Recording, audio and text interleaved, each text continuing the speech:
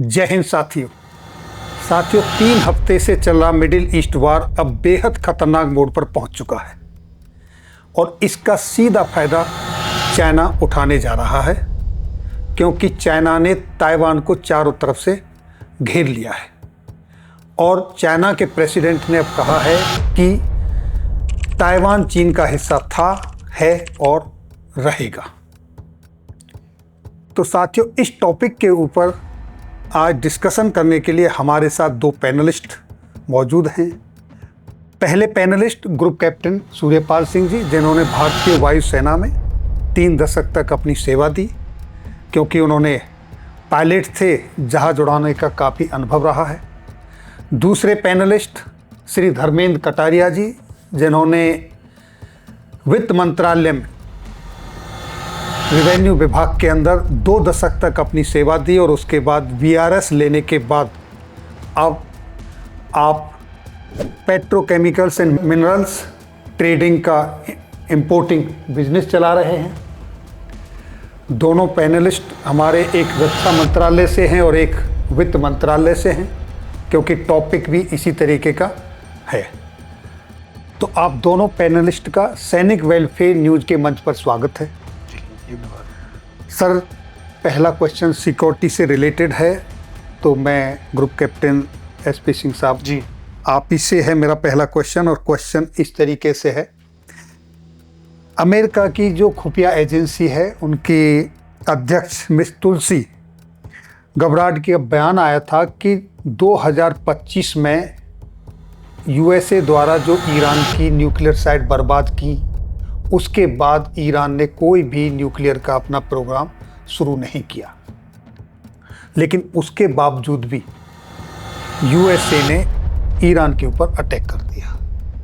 तो ये वहाँ की खुफिया एजेंसी, जिसके आधार पर ये काम पता चलता है, ये क्या विरोधाभास है इसके पीछे? इसको आप स्टेटमेंट को किस तरीके से देखते हैं? सबसे पहले मैं ये बताना चाहूँगा कि जब लड़ाई होती है ना, जिसको हम वॉर बोलते हैं, तो वॉर में एक बहुत इम्पॉर्टेंट चीज़ होती है, उसको बोलते हैं fog of war. That means लड़ाई में क्या हो रहा है और बाहर दूसरे वाले को क्या दिखाना, बीच में एक फॉग की लेयर जो है वो बनाई जाती है। तो ये उनका एक स्टेटमेंट जो है, ये सिर्फ फॉग ऑफ वॉर है, इसके अलावा कुछ नहीं। और दूसरा मेरा ये कहना है, जो पैनलिस्ट को पता होना चाहिए कि अभी 3 हफ्ते तीसरा हफ्ता जो है चल रहा है, कि ये लड़ाई क्यों की जा रही है। भाई, पहले अगर आप हिस्ट्री में देखेंगे कि जब 2 पॉलिटिकल कंट्रीज़ आपस में किसी चीज़ से सहमत नहीं हो पाती हैं, तो वो मिलिट्री का इस्तेमाल करते हैं। इस केस में क्या है, ईरान के पास न्यूक्लियर वेपन का अंदेशा है, और न्यूक्लियर वेपन अगर है तो किसके खिलाफ इस्तेमाल होगा? सबसे पहले उसका इस्तेमाल जो है इजराइल के खिलाफ होगा। तो इस लड़ाई में सबसे बड़ा जो लीड जिसको बोलेंगे वो लिया हुआ है इजराइल ने, क्योंकि इजराइल और अमेरिका दोनों मौसेरे भाई हैं। तो अमेरिका जो है इस जंग में कूदा हुआ है, क्योंकि उसको अपना डॉलर की कीमत बचानी है। ईरान, अगर जैसे हम बताते हैं, अगर किसी चीज़ को देखा जाए तो इंडिया और ईरान को अगर कंपेयर करेंगे हम लोग, तो ईरान ऑलमोस्ट हमारा आधा साइज़ है। हमारी पॉपुलेशन करीब 130 करोड़ से ऊपर है, वो कभी 9 करोड़ के आसपास ही हैं। पैसा तेल का बहुत है। मिडिल ईस्ट में सबसे सेकंड नंबर पे देश है, ठीक है। और इजराइल का ये मानना है कि जैसे मिलिट्री में हम यूज़ करते हैं कि डिफेंस वर्ड, एक होती है अटैक, एक होता है प्रीएम्प्टिव अटैक। दैट मीन्स वो हमारे ऊपर अटैक करने वाला है, तो इसलिए हम पहले उसको अटैक कर दें। तो ये जो एक नया टर्म जो अभी स्टार्ट हुआ है कि अभी न्यूक्लियर वेपन नहीं है, हम नहीं बोलेंगे, लेकिन अगर बना तो किसके खिलाफ इस्तेमाल होगा? हमारे खिलाफ होगा। तो इसलिए इसको पहले ही ख़त्म कर दिया जाए। सर, मैं अब धर्मेंद्र कटारिया जी आपके पास आता हूँ। मिडिल ईस्ट युद्ध में ईरान द्वारा स्ट्रेट ऑफ हॉर्मुज पर कब्जा कर लिया गया और इजराइल ने अभी एलएनजी के जो भंडार हैं उनके ऊपर संकट पैदा कर दिया, जो मिसाइल छोड़ के। से पहले ही ऑयल की क्राइसिस, चारों तरफ ये लग रहा है कि अब तेल मिलेगा नहीं, निकल नहीं रहा, परेशान हैं सभी लोग। अब यहाँ से आगे आप इसे किस तरीके से देखते हैं? थैंक यू वेरी मच सालन साहब, आपने आज मुझे यहाँ अपने इस चैनल पे इनवाइट किया है, उसके लिए बहुत बहुत धन्यवाद। जैसा आपने पहला क्वेश्चन किया कि अभी जो उनकी सिक्योरिटी डिपार्टमेंट की हेड हैं तुलसी गाबार्ड, उन्होंने कहा कि यहाँ अब ईरान के पास न्यूक्लियर कोई एनरिचमेंट फैसिलिटी नहीं है। तो क्वेश्चन ये आता है कि फिर इन्होंने ईरान पे अटैक क्यों किया, ये लड़ाई आखिरकार शुरू क्यों हुई। तो अभी हम बहुत सारे न्यूज़ चैनल्स में देख रहे हैं जिसमें कह रहे हैं कि अमेरिका की कोई क्लियर पॉलिसी नहीं है। मैं इससे कतई इत्तेफाक नहीं रखता हूँ। अमेरिका की बहुत ही क्लियर पॉलिसी है और ये लड़ाई इनएविटेबल थी, ये होनी ही थी। उसका कारण ये है कि जो मिडिल ईस्ट है, हमारे लिए वेस्ट एशिया है, वो उधर से देखते हैं तो वो मिडिल ईस्ट होता है, हम ईस्ट हैं, और ये जापान और फिलीपींस और ये कंट्रीज़, वियतनाम, उनके लिए फार ईस्ट आ जाते हैं। तो मिडिल ईस्ट में जो इजराइल और अमेरिका है, इस लड़ाई में दोनों के जो ऑब्जेक्टिव्स हैं वो डिफरेंट हैं, लेकिन दोनों एक ही सिक्के के दो पहलू हैं। इजराइल का ऑब्जेक्टिव, कुछ भी वो बोलें या कुछ भी न्यूज़ चैनल पे हम सुने, बट मेरी नज़र में ऑब्जेक्टिव है, क्योंकि इजराइल का पोटेंशियल बहुत बड़ा है, वो एक डेवलप्ड कंट्री है, उसके पास बहुत संभावनाएं हैं, लेकिन उसका लैंड मास बहुत छोटा है। तो अल्टीमेटली उसको अपना लैंड मास बनाना है ताकि वो एक मेजर कंट्री के रूप में दुनिया में देखा जा सके। आप देखो कि लड़ाई ईरान में चल रही है, लेकिन वो अटैक लेबनान पे कर रहा है, वेस्ट बैंक पे, क्योंकि वो उधर जॉर्डन की तरफ से वेस्ट बैंक कहलाता है। तो अभी उन्होंने गाजा खत्म किया, अब वो वेस्ट बैंक और बेरूत पे हमला कर रहे हैं। अगर लड़ाई ईरान से चल रही है तो आप अपना कंसंट्रेशन ईरान पे रखो ना। अमेरिका ईरान को खत्म कर रहा है, क्योंकि अमेरिका की पॉलिसी के सेंटर में ईरान आ रहा है। इजराइल की पॉलिसी है अपना एक्सपेंशन करना, उसके लिए ईरान को ख़त्म करना इसलिए ज़रूरी है क्योंकि ईरान के ये प्रॉक्सी हैं, हिजबुल्ला लेबनान में, गाज़ा में हमास, और उधर यमन में हुती। तो उसके सपोर्ट को तोड़ना एज वेल एज हिजबुल्ला को तोड़ना, हमास को उन्होंने पहले ख़त्म कर दिया। तो इजराइल का पॉलिसी हो गई अपना एक्सपेंशन। अमेरिका की पॉलिसी क्या है कि उसको आप ये देखिए कि अमेरिका ने जितने भी, जो हम अगर रिसेंट डेज में देखें जो अटैक किए हैं, चाहे वो वेनेजुएला में हुआ हो, उससे पहले उन्होंने एक प्रचार फैलाया कि साहब जो मेडेरो है ये ड्रग्स कार्टेल चला रहे हैं, हमारे यहाँ ड्रग्स आ रहे हैं। जब से मेडेरो पकड़ा है वो ड्रग्स अचानक खत्म हो गए, कार्टेल खत्म हो गया, कोई ड्रग्स की बात नहीं हो रही है। इराक पे जब इन्वेजन किया तो था कि केमिकल वेपन से, वो नहीं निकले, कुछ नहीं निकले। सिमिलरली यहाँ पे न्यूक्लियर वेपन नहीं निकले। तो ये तो जैसा सिंह साहब ने बोला, बेसिकली ये फॉग है जो दिखाया जा रहा है। असली कहानी इसके पीछे है टोटल पैसा। ये है पैसे का खेल या तेल का खेल।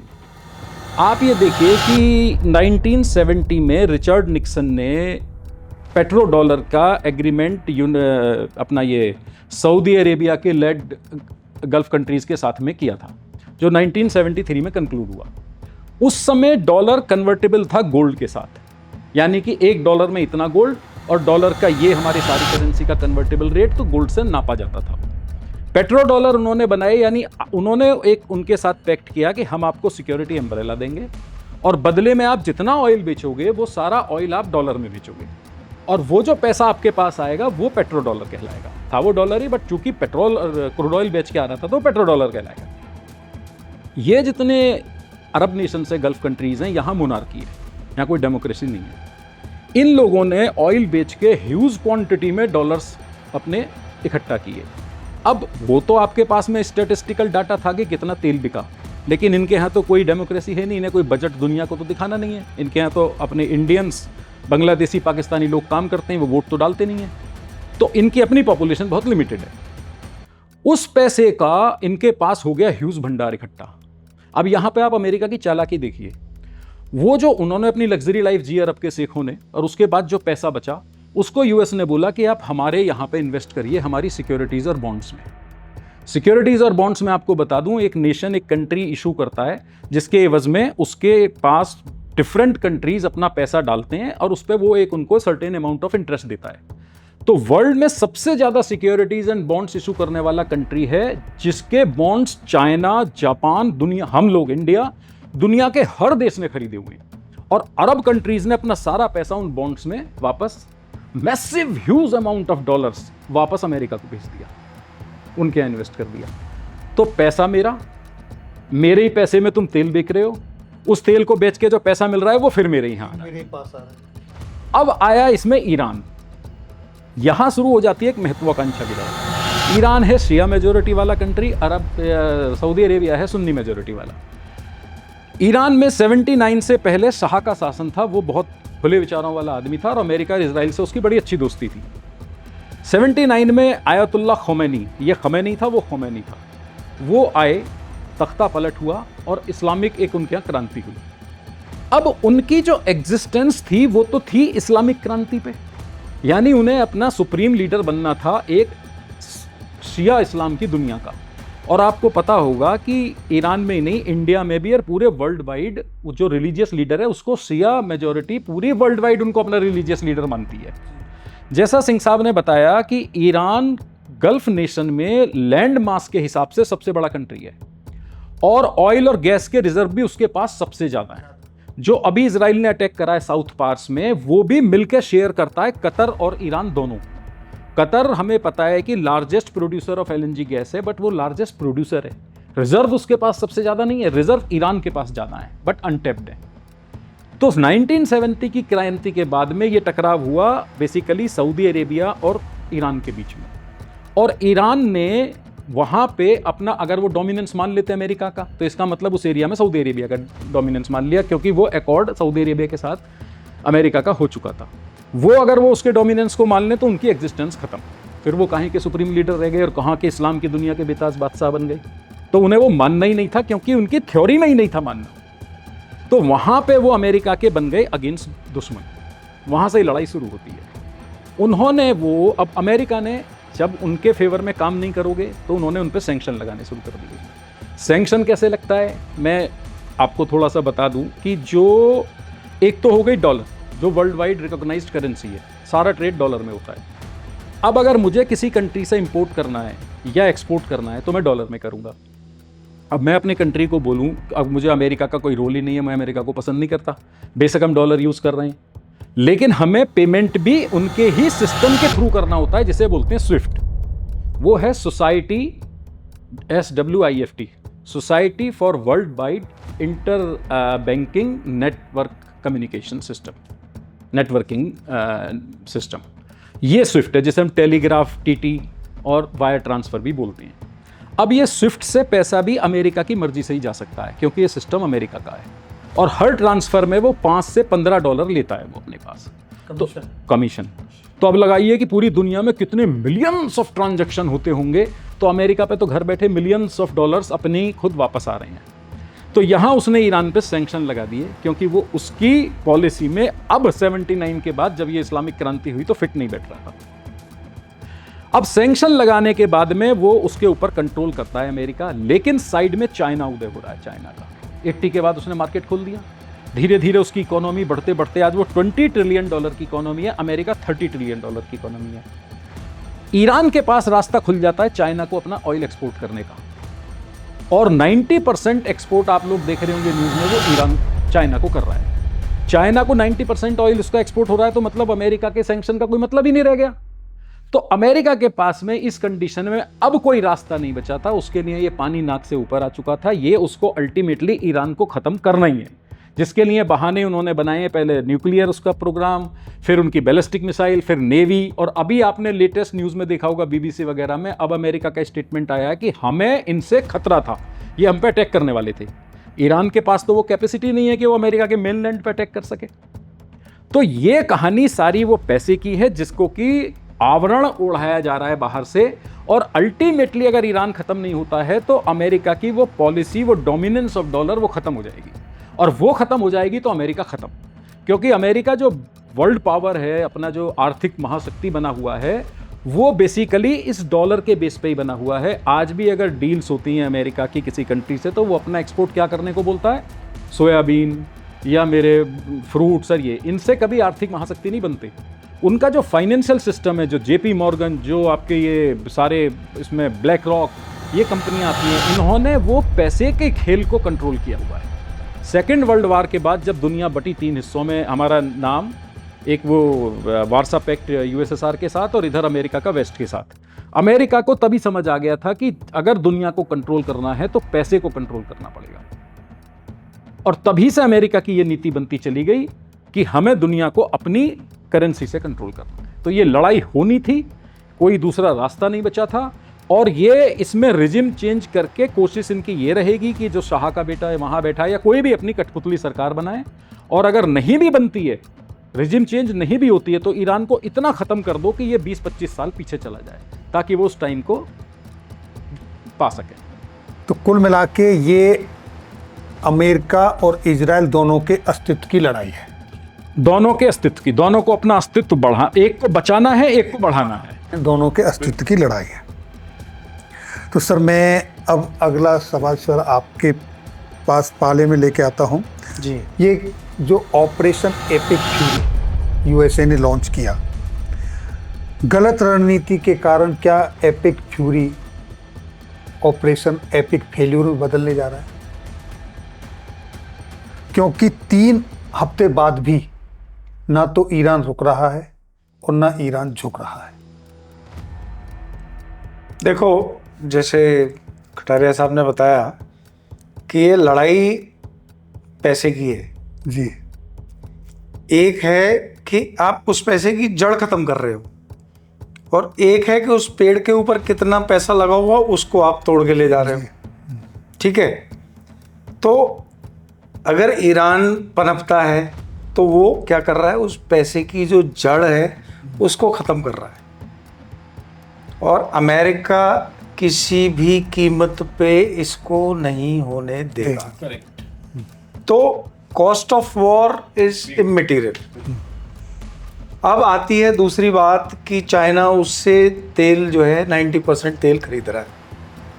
चाइना ने, अगर आप देखेंगे पिछले 30 साल में बीजिंग से लेके तेहरान तक अपनी रेलवे लाइन, अपना रोड कम्युनिकेशन नेटवर्क इतना मजबूत कर दिया है। और उसको बोला था कि कल अगर तेरे को अमेरिका कुछ गड़बड़ करेगा, जो कि बताया कि ये तो होना ही था। पिछले 30 साल से ईरान भी इस तैयारी में लगा हुआ है कि मैं आप पिटा।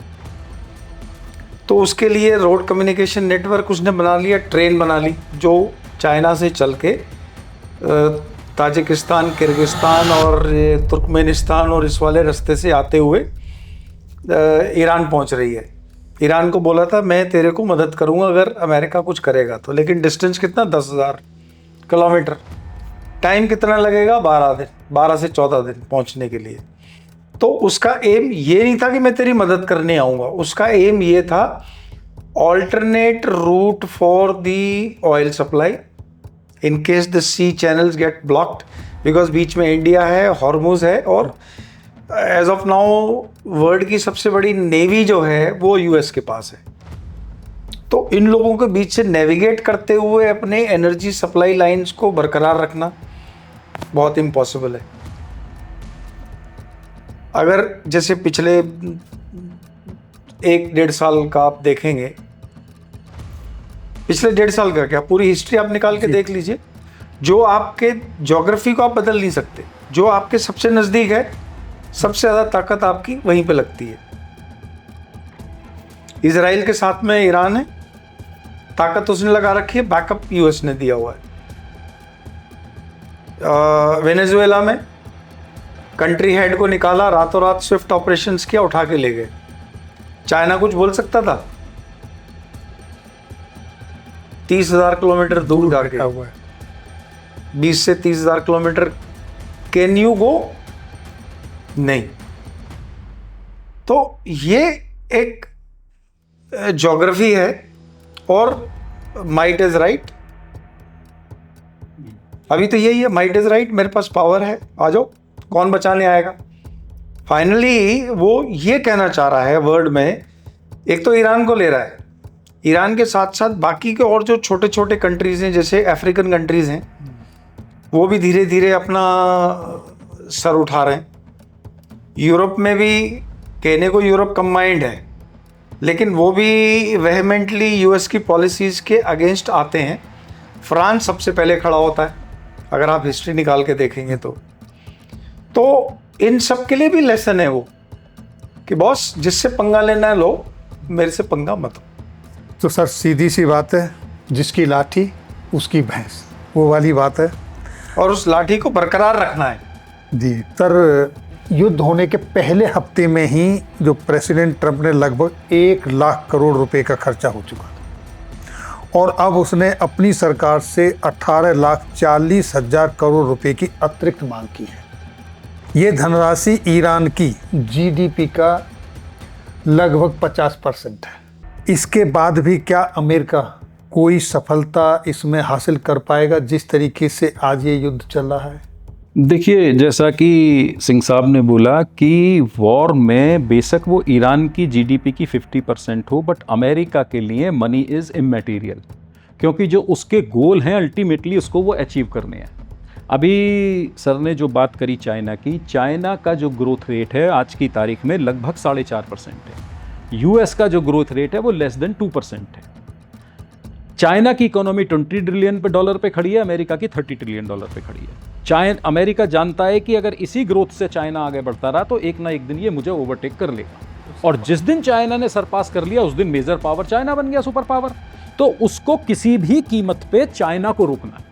चाइना को कंटेन करने के लिए उसकी जो भी अभी एनर्जी सप्लाई है, जो ईरान 90% ऑयल एक्सपोर्ट चाइना कर रहा था, उधर वेनेजुएला अपना 90% ऑयल चाइना उठा रहा था उसका, उसने दोनों को काट दिया।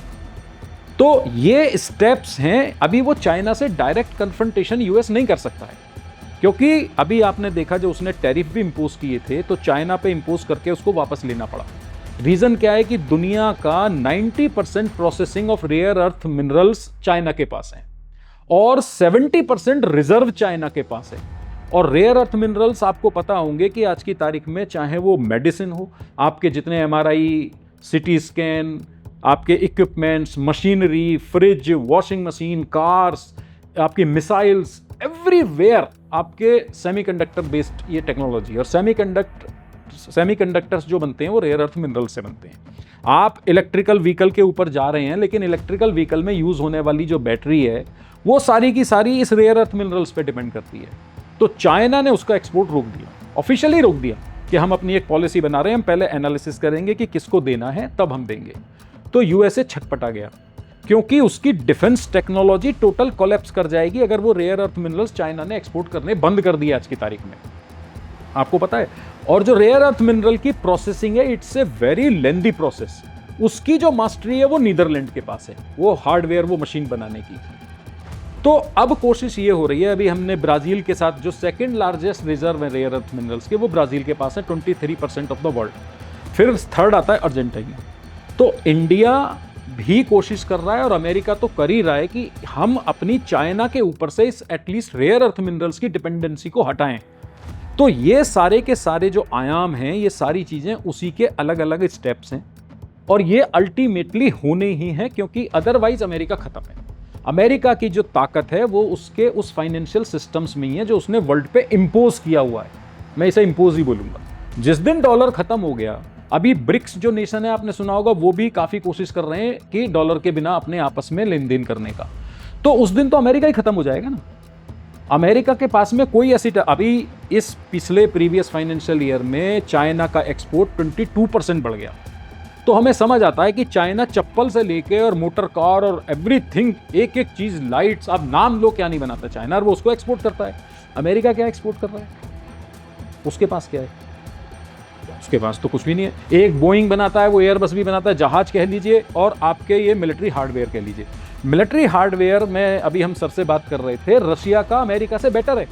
ऑपरेशन सिंदूर में S-400 प्रूव हो चुका है कि वो उसके थर्ड सिस्टम से मच बेटर है। रशिया का एयरक्राफ्ट कैरियर, सबमरीन्स उससे मच बेटर है। चांद पे वो अमेरिका से पहले पहुंच गए थे। उनकी मिसाइल टेक्नोलॉजी आज भी इनसे बेटर है। फिर उसके बावजूद भी क्यों रशिया के पास न्यूक्लियर वॉरहेड्स अमेरिका से ज़्यादा हैं आज भी। तो क्यों रसिया की इकोनॉमी $2 ट्रिलियन है, हमसे भी आधी? हथियार तो रसिया अमेरिका से बढ़िया बना रहा है, प्रूवन है आज की तारीख में। तो क्यों उनकी जो ये है इकोनॉमी वो $2 ट्रिलियन पे ये टक गई और अमेरिका $30 ट्रिलियन पे पहुंच गया? तो ये जो इसने कंट्रोल किया हुआ है इस पूरे वर्ल्ड के फाइनेंशियल सिस्टम को, अगर ये कोलैप्स हो गया तो अमेरिका कोलैप्स है, खत्म है वो। और वो कोई भी कंट्री या कोई भी इंसान, कोई भी ह्यूमन बीइंग अपने आप पे जब बात आती है, जब वो खुद खत्म होता है, तो वो उससे पहले अपना हर एफर्ट करता है, और उस एफर्ट का सेंटर टारगेट है चाइना। चाइना को उनको कंटेन करना ही करना है, अदरवाइज खत्म हो जाएगा अमेरिका। यानी कि आपका कहने का सीधा तात्पर्य यह है कि मरता क्या नहीं करता। यस एग्जैक्टली, बिल्कुल सही। सामने ये स्थिति है, या तो मरो या तो फिर ये सब कुछ करके अपने आप को दोबारा फर्दर एक और इसी में मैं ऐड करना चाहूँगा जो कटारिया साहब ने बताया था कि चाइना हाईएस्ट मैन्युफैक्चरिंग नेशन है, उसको एनर्जी चाहिए। वर्ल्ड में हाईएस्ट न्यूक्लियर पावर से जो अपनी एनर्जी रिक्वायरमेंट पूरा करता है वो फ्रांस है। चाइना अभी भी फॉसिल फ्यूल पे डिपेंडेंट है, तो सारी इकोनॉमी ग्रो करने के लिए उसको फॉसिल फ्यूल चाहिए। ईरान से 90% ले रहा है, वो उसको दबा दिया। वेनेजुएला ऑलरेडी दबा चुका है। तो ये जो कुछ आपने न्यूज़ और सुनी होगी कि चाइना ने बोला कि मैं ताइवान को जो घेरूंगा और ये करूंगा, तो अगर आप देखो जो चाइना का जो रेयर अर्थ और जो सारा का सारा सामान है, उसकी मैक्सिमम सेमीकंडक्टर्स कहाँ पे बनते हैं? ताइवान में बनते हैं। Yes, TSC। और ताइवान के ऊपर कंट्रोल किसका है? यूएस का कंट्रोल है। तो तुमने मेरी पूंछ दबाई, मैं तुम्हारी जड़ खत्म कर रहा हूँ, ठीक है? तो there is a famous saying in strategy में जिसको बोलते हैं कि when the elephants fight the grass gets crushed. जब दो हाथी लड़ते हैं तो घास जो है, तो आज की तारीख में घास कौन है? ईरान, दूसरा वेनेजुएला था, तीसरा जो मुंह उठा के सामने खड़ा होगा उसको रगड़ दिया जाएगा। मतलब आपके कहने का सीधा सा जो इशारा ये है कि कहीं पे निगाहें और कहीं पे निशाना। ये सब फॉग ऑफ वॉर है। जो बुद्धिजीवी लोग हैं जो समझते हैं कि अंदर का मुद्दा क्या है, न्यूज़ चैनल है, वो अपना पैसे कमा रहे हैं इस बात से। ईरान को भी बर्बाद करना है और सीधी नकेल टारगेट चाइना है। क्योंकि सर आप ये देखिए कि अगर ईरान खत्म हो जाता है, वेनेजुएला खत्म हो जाता है, तो फिर जो ऑयल एक्सपोर्टिंग कंट्रीज हैं वो चूंकि अमेरिका के इन्फ्लुएंस में है, तो वो ऑयल एक्सपोर्ट होगा डॉलर में। ईरान और वेनेजुएला उसको युआन में करते। अभी ईरान ने एक स्टेटमेंट दिया है कि ये जो स्ट्रेट ऑफ हॉर्मूज है, इससे जो शिप युआन में पेमेंट करेंगे वो क्लियर हो सकते हैं। तो आप समझो ना खतरा कहाँ है। तो वो युआन में कैसे पेमेंट होने देगा? तो उसको चाइना, जो भी कंट्री इस तरफ जाएगा चाइना की तरफ, उसको काटना ही काटना है। वो डॉलर को कभी नीचे नहीं आने देगा। सर अभी अमेरिकी न्यूज़ एजेंसी की तरफ से एक खबर आई है कि यूएस मैरीन कोर्प्स के लगभग 2200 जो सोल्जर्स हैं वो ईरान की ओर बढ़ चुके हैं। यानी कि वो अब अपने युद्ध को हवाई हमलों से आगे बढ़कर ज़मीनी स्तर पर ले जा रहा है, ताकि वो स्टेट ऑफ हॉर्मुज को फ्री कर सके। देखो, स्टेट ऑफ हॉर्मुज तो एक दुनिया को दिखाने के लिए ऑप्टिक्स है। आप अगर किसी देश के साथ लड़ाई कर रहे हो तो लड़ाई कब ख़त्म होती है? लड़ाई ख़त्म होगी अगर उनकी पॉलिटिकल लीडरशिप आपने ख़त्म कर दी। जैसे वेनेजुएला में वन शॉट पॉलिटिकल लीडरशिप ख़त्म।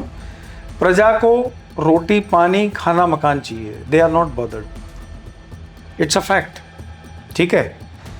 तो वहाँ भी उन्होंने कैप्चर कर लिया।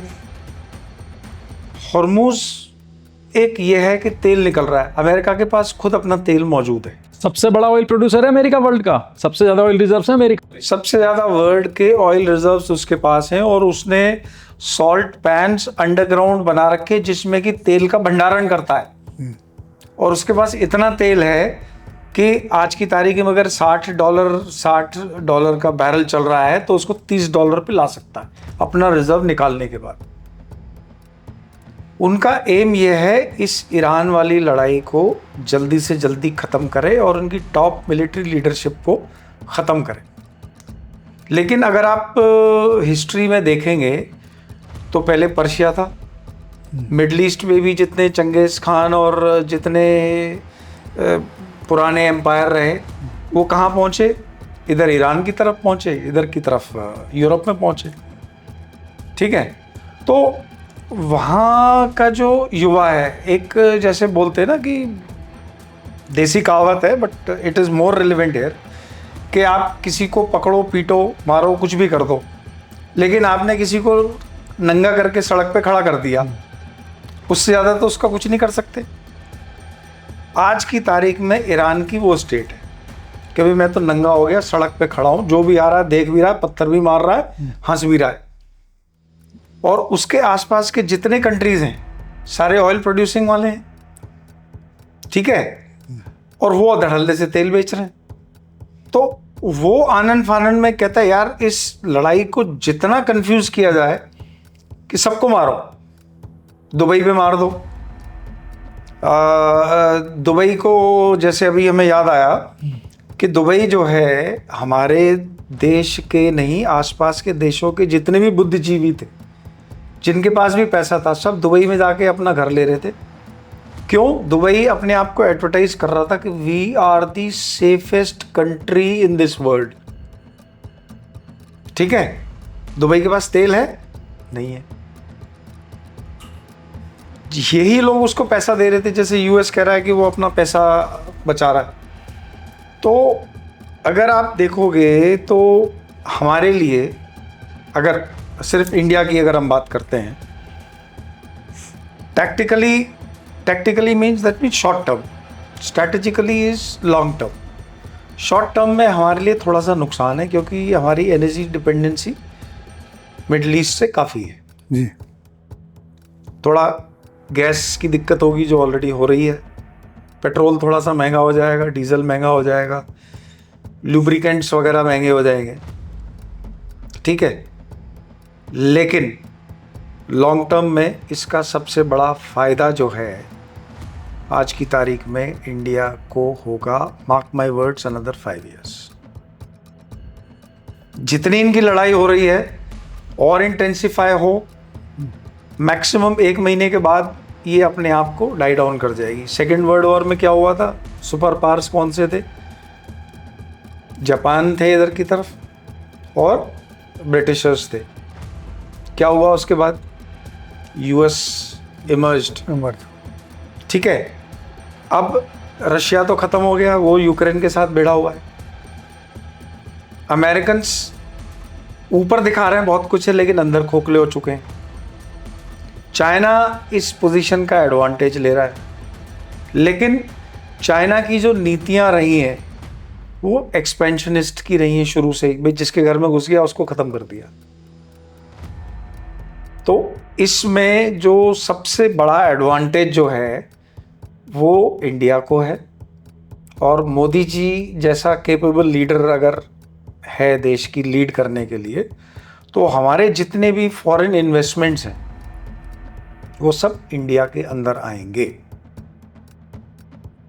तो आपको इसमें इंडिया जो है वो plus, India is emerging as the I would say leader.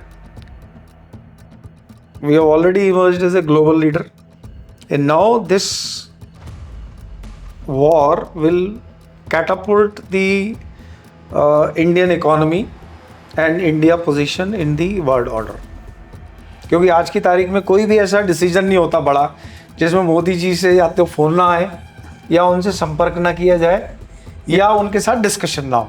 मतलब उनका इन्वॉल्वमेंट होता ही है। Because we are the largest manpower in the world and the largest consumer. तो सर अभी आपने देखे ईरान के जो ड्रोन हैं वो जो इजराइल और यूएसए के डिफेंस सिस्टम है उनको पंछी समझ के छोड़ देते हैं, उनकी रडार में नहीं आते हैं, और वो उनको कम लाखों के जो उनके ड्रोन हैं और करोड़ों की उनको नुकसान पहुंचा रहे हैं। देखिए, जो आज का वॉरफेयर है, हालांकि इस चीज़ में तो सिंह साहब वैसे ज़्यादा बेटर कमेंट्स करेंगे, बट वो हो गया है drone based. Satellite based and drone based. हमने देखा अभी यूक्रेन रसिया वार में यूक्रेन ने रसिया के जो स्टेल्थ बॉम्बर थे, जो अपने आप में बहुत बड़ी चीज़ होती है, जो सिर्फ शायद रसिया और अमेरिका के ही पास हैं, शायद चाइना पे भी नहीं है स्टेल्थ बॉम्बर, उनका B2 है और अमेरिका का जो डिएगो गार्सिया में पोजीशन रहता है और इधर इनका रसिया के पास स्टील्थ बॉम्बर हैं बड़े वाले। तो उनको जाके डिस्ट्रॉय यूक्रेन कर पाया अपने ड्रोन से। अब वो उतनी दूर से तो ड्रोन ला नहीं सकता था, तो उन्होंने क्या टैक्टिक्स अपनाई कि पहले स्मगल करे ड्रोन्स, अपने एजेंट्स के थ्रू पहले स्मगल करे और जहां पोजीशन थे, स्टेशन थे वो उनके बॉम्बर्स रसिया के, वहां लाके वहां से ड्रोन उड़ाए और सीधे जाके छोड़ दिए। तो अब मुश्किल से कुछ हजारों के ड्रोन ने बिलियंस ऑफ डॉलर्स के बॉम्बर्स को उड़ा दिया। तो अभी मैंने अभी कल परसों ही न्यूज़ पढ़ी है, हमारे यहाँ के जो मिलिट्री स्ट्रेटेजिस्ट हैं वो कह रहे हैं कि इंडिया को मिनिमम 1 लाख ड्रोन अपने आर्सेनल में रखने चाहिए। तो ये जो वॉर सिनेरियो है टोटल चेंज हो चुका है। अब UAVs अनमैन्ड जो कॉम्बैट व्हीकल्स हैं, एरियल व्हीकल्स हैं, अभी ड्रोन एरियल भी हैं, नेवी के भी चल रहे हैं, अंडर वाटर ड्रोन्स भी हैं, आपने देखे होंगे। जो हमारी इन्फेंट्री फाइटिंग मींस व्हीकल्स हैं वो भी अनमैन्ड शुरू हो गए आने, उन पर मशीन गनर वो सेट है और दूर से बैठा हुआ बंदा रिमोट से उनको ऑपरेट कर रहा है। तो ये तो वॉरफेयर का नया सिस्टम है। और आज मैं आपके चैनल पे इसी वॉर से संबंधित एक बात कह दूं जो आज तक मुझे नहीं लगता किसी भी न्यूज़ चैनल में शायद कहीं कही गई होगी। जैसे अभी सर ने बोला मार्क माई वर्ड्स, आप भी आज ये बात यहाँ ये रिकॉर्डेड रहेगा वीडियो, मार्क माई वर्ड्स कि अगले 5-7 सालों में एक नया वर्ल्ड ऑर्डर इमर्ज होने वाला है, जिसमें आप बहुत सरप्राइज होंगे ये देख के कि अभी तक रशिया, USSR स्प्लिट हो गया बट रशिया ही मेन था उसमें, रशिया और अमेरिका आज तक धुर विरोधी है। रशिया को यूक्रेन वॉर में यूक्रेन को सपोर्ट अमेरिका ने कराया, फंड से भी और आर्म से भी। यूरोप की इतनी ताकत नहीं है, यूरोप के पास में इतने हथियार नहीं है। आगे आने वाले टाइम में नया कोएलिशन बनेगा जिसमें आर्कटिक में रशिया, उसके नीचे साउथ चाइना सी में जापान जहां पे अमेरिका का सबसे बड़ा मिलिट्री बेस है, उसके नीचे इंडो पैसिफिक में इंडिया और नीचे ऑस्ट्रेलिया। क्वाड हमारा ऑलरेडी है, जापान, US, इंडिया और ऑस्ट्रेलिया। इसी क्वाड में रसिया जुड़ेगा क्योंकि रसिया का खुद चाइना के साथ एक कन्फ्रंटेशन है। आपको पता होगा 1969 में जो उनकी वो यूसरी रिवर है उस पर एक आइलैंड है, डेमेस्कस समथिंग डी से एक आइलैंड है, उसके ऊपर दोनों country almost full scale of war में चले गए थे 1969 में। वॉर तो हुआ था एंड दैट वाज प्रोबेबली, मतलब वो स्टार्ट ही हो जाता, फुल स्केल वॉर में कन्वर्ट हो जाता। और उसके साथ साथ रसिया की जो इकोनॉमी छोटी मोटी बची है वो बची है एक्सपोर्ट ऑफ वेपन्स पे, उस पर चोट कर रहा है चाइना सस्ते। अभी अफ्रीका में और जहां जहां रसिया का मार्केट था उसको खा रहा है चाइना, क्योंकि चाइना ने एस्पियोनेज करके, ये भी एक वेल एस्टेब्लिश्ड न्यूज़ हैं, ट्रूथ्स हैं कि चाइना ने रशियन टेक्नोलॉजी को ही समहाउ चुराया है या लिया है। उसकी HQ-9 जो एयर डिफेंस सिस्टम है वो रसिया के S-300 पे बेस्ड है। तो रसिया की टेक्नोलॉजी को ही वो चुरा रहा है, रसिया की ही जो मार्केट है उस पर चाइना चोट कर रहा है, और बॉर्डर डिस्प्यूट चाइना के साथ रसिया का है पहले से है। तो अभी ये मजबूरी है जिसमें चाइना और रसिया साथ आ रहे हैं, क्योंकि दोनों के फिलहाल US को अपोज करना है, उनकी मजबूरी है। बट आने वाले टाइम में US पॉलिसी डेफिनेटली इस तरफ जाते हुए आप देखेंगे कि रसिया आएगा इसकी तरफ। एक बहुत बड़ा जियोपॉलिटिकल शिफ्ट नजर आ रहा है आगे, जिसमें चाइना को अपोज करने के लिए, क्योंकि और कोई रास्ता ही नहीं है ना, कोई अमेरिका चाह के भी कर ही नहीं सकता कुछ और, उसको रसिया को लाना पड़ेगा, इधर इंडिया को लेना पड़ेगा, और चूंकि इंडिया को लेना पड़ेगा, कोई दूसरा रास्ता नहीं है, तो इंडिया की इकोनॉमी भी डेफिनेटली बूम होनी ही है, वो तय है, ये लिखा हुआ है, जो चेंज नहीं हो सकता। क्योंकि सबसे बड़ी वर्कफोर्स जो ह्यूमन रिसोर्सेज हैं, जो स्किल्ड लेबर है, वो इंडिया के पास है। हमारे पास जो मोर देन 50% पॉपुलेशन है 30 ईयर्स से नीचे की है।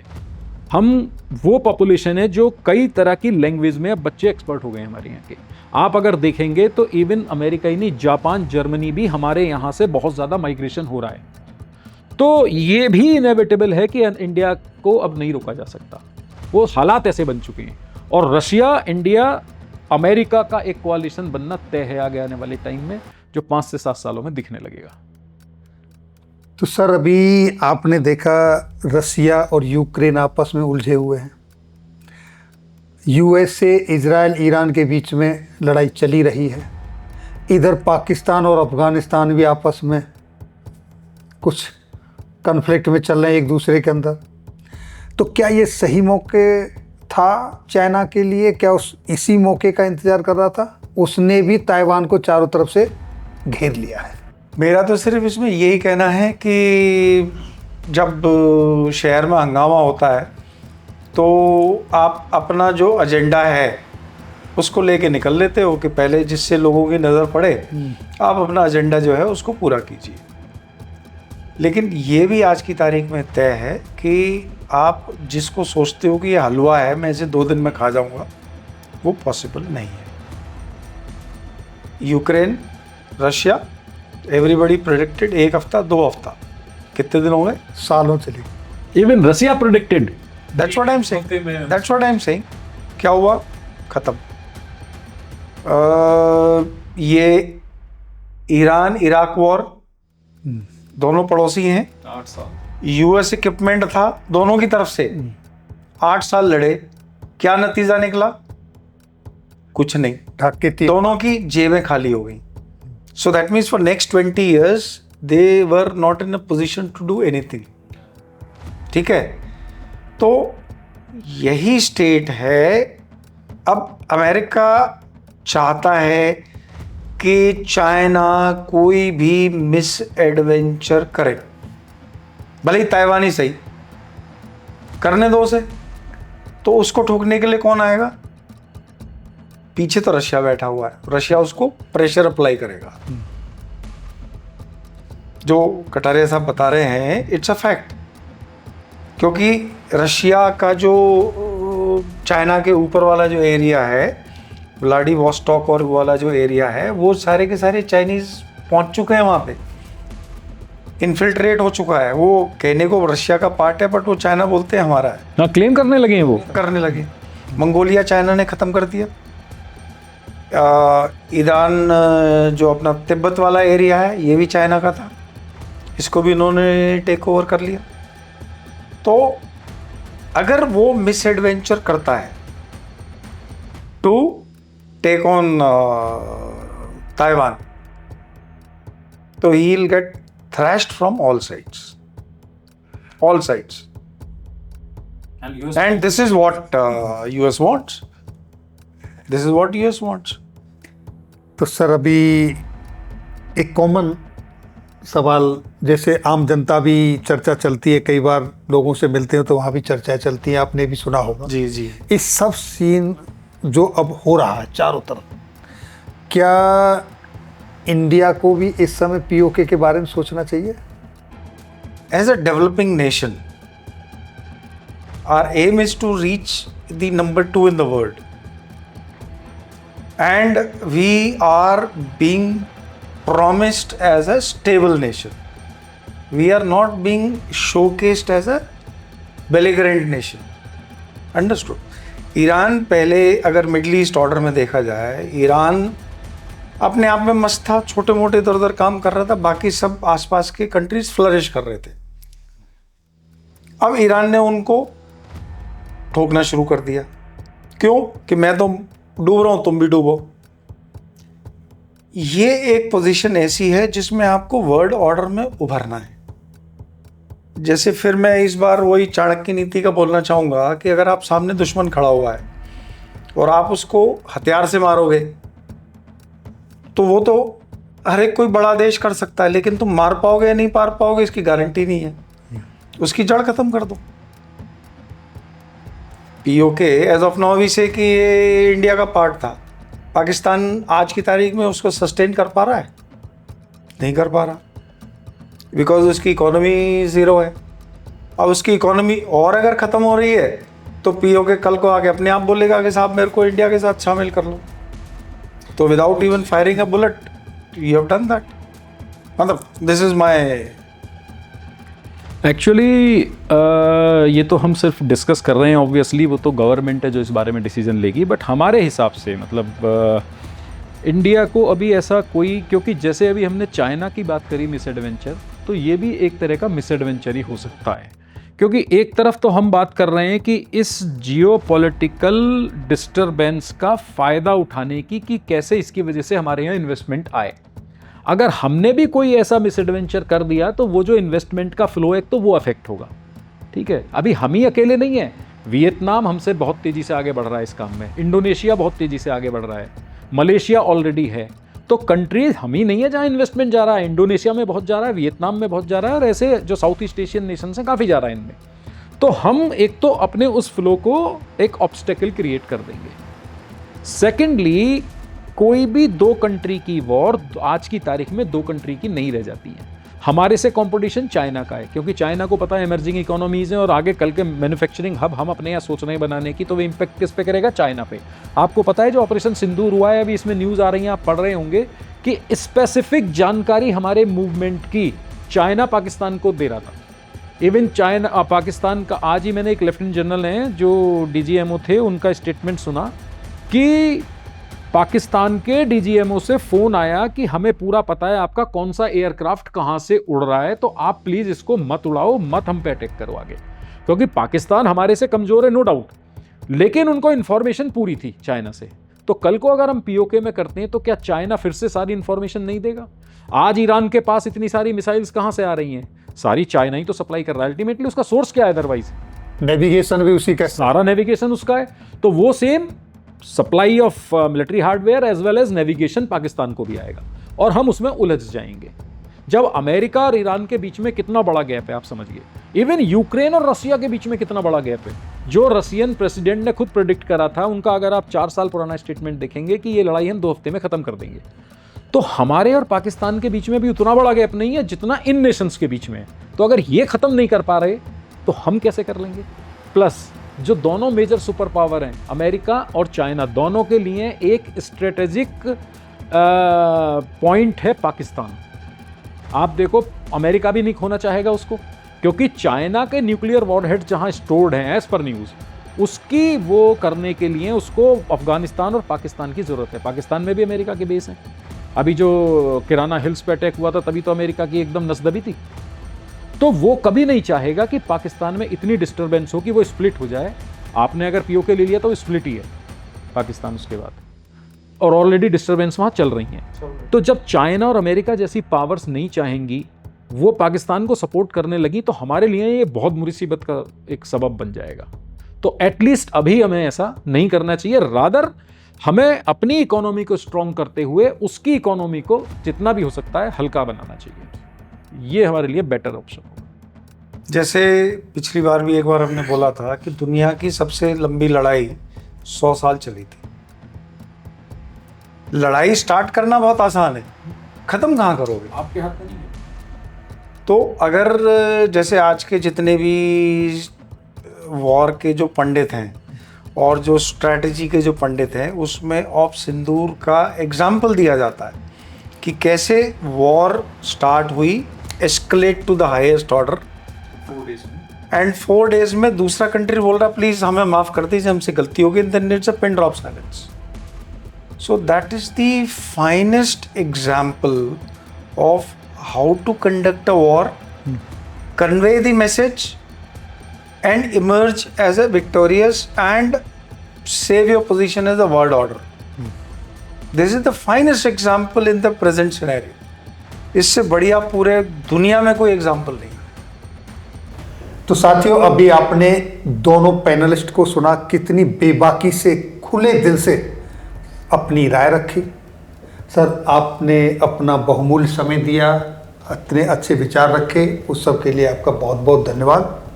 Thank you so much. आपने हमें यहाँ बुलाया, उसके लिए बहुत बहुत, उसके लिए बहुत धन्यवाद। और आज बहुत कुछ जो है कटारिया साहब से जानकारी मिली, और आई एम श्योर कि हमारे दर्शकगण जो हैं इस चीज़ के बारे में जान पाए होंगे, उनको पसंद आएगा। जी जी। आपको अगर पॉडकास्ट पसंद आता है तो अपने कमेंट्स बॉक्स में ज़रूर लिखें, और अगर आप चाहते हैं कि किसी और टॉपिक पर सेम पैनलिस्ट के साथ कोई डिस्कशन किया जाए तो वो भी आप अपने कमेंट बॉक्स में लिख सकते हैं। मैं फिर से एक बार दोनों अपने पैनलिस्ट से रिक्वेस्ट करूंगा आपकी डिमांड को पूरी करने के लिए, और अंत में सभी को जय हिंद, जय भारत।